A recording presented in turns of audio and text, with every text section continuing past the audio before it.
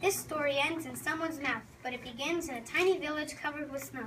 Children were waiting for a tiny glimpse of a man who they suspected was going to bring wonderful gifts. But instead, they heard a terrible noise from a very suspicious-looking house. It was the only cottage without flashing colored lights. Something was born tonight in this tiny village. It was made from onions, potatoes, eggs, and a dash of salt. It was a latke. And it was screaming. Wouldn't you be screaming if you were heated in a pan full of olive oil at a very high temperature? The latke was suffering so much, it leapt out of the hot pan and out the window, running down the street in terror. The latke continued running past a row of flashing colored lights. What's all the ruckus about? I'm the one who's supposed to be dominating the neighborhood with my cheerful glow. I was just thrown in a pan of boiling oil. Can you believe that? Yes, I would throw you in a boiling pan too, with all that screaming.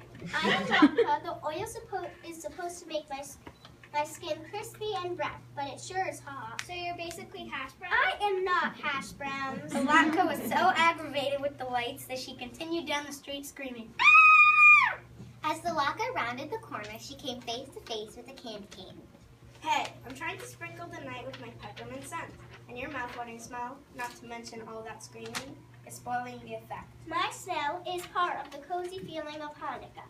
Hanukkah? What's that going to do with Christmas and clashing with my scent? I am not part of Christmas. The screams of the latke grew quieter and quieter as the pancake ran out of the village and into the forest. The latke was tired, so it decided to rest for a few minutes beneath the branches of a pine tree. The pine tree was napping, but woke up at the sound of an object plopping at its feet. Are you a present? Presents are pretty much the only thing allowed to sit beneath me this time of year. Presents aren't a big part of Hanukkah. You mean Santa didn't bring you? I'm not part of Christmas. Christmas and Hanukkah are two completely different things. But different things can often blend together. I have a story for you. But before the tree could begin her story, a child came trooping through the snow, searching the forest carefully. I can't believe I waited until the last minute to get ready for the holiday. I'll never find a good one. But then the child saw it. It was beautiful. It had a perfect shape and crispy skin. The child reached down and picked up the latke. It's perfect.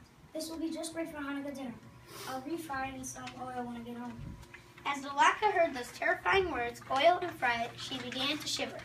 The child strolled back to the village, carrying his latke safely to his kitchen. My mouth is watering.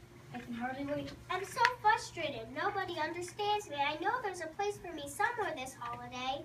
You are welcome in our home. We understand what a latke is. The latke was so happy she began to scream. But just as the sound came out, the child opened his big and wide mouth and took a bite. Yummy. And that was the end of the latke, a short, misunderstood life. But very tasty.